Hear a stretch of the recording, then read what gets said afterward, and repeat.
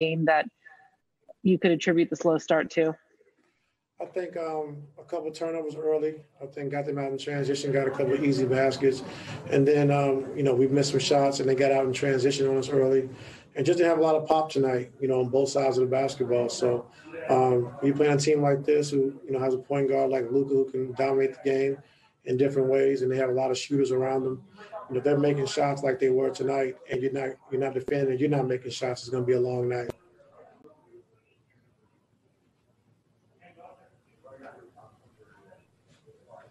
Thanks. Move over to Justin.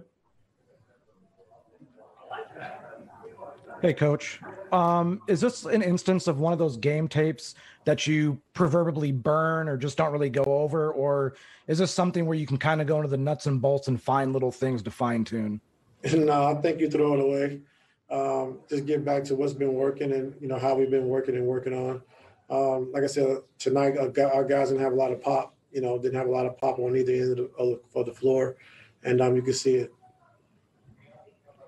We'll go to Andrew Greif. Hey, Ty, with Paul, he's been responsible for quite a few turnovers early in the season. I guess, what do you want to do what do you want to see from him in terms of tightening up his handle? I know he contributed to some of those early turnovers. Just being decisive what he wants to do. Not thinking, not guessing, just be aggressive and then making the right play like he's been doing. We just can't have the careless turnovers when, we're kind of like indecisive what we want to do. So we'll clean those up. And, I say it's early. And, he'll understand where people's out on the floor when we give him the space to play, and we'll get better at that.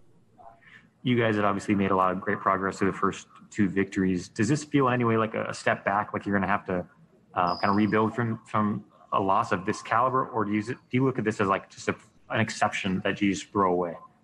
No, just an exception. It doesn't take away from what we've been doing and what we've been working on and how we're trying to get better each night. And like I said, it wasn't a lot of fight, a lot of pop tonight, and we know we'll have that come next game. Thanks, Ty. We have time for one more. We go to Miriam. Carroll, Soul, all in the mix.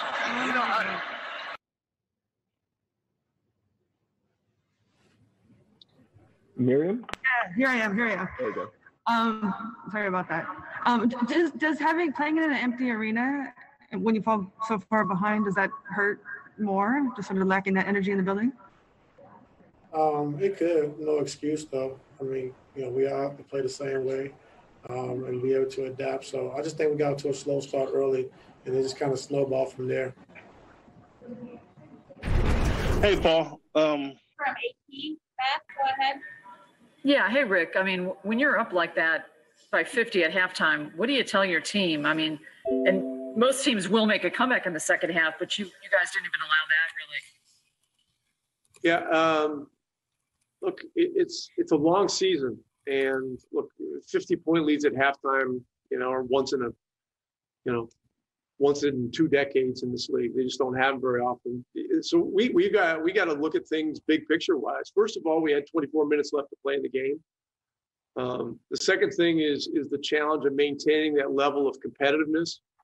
And the third thing is, this in the first half, our guys established a standard for collective toughness and will that we need to find a way to maintain. And they need to find a way to hold each other accountable to maintain it. And the coaching staff's part of it too, but we're a family, and we've got to keep each other accountable.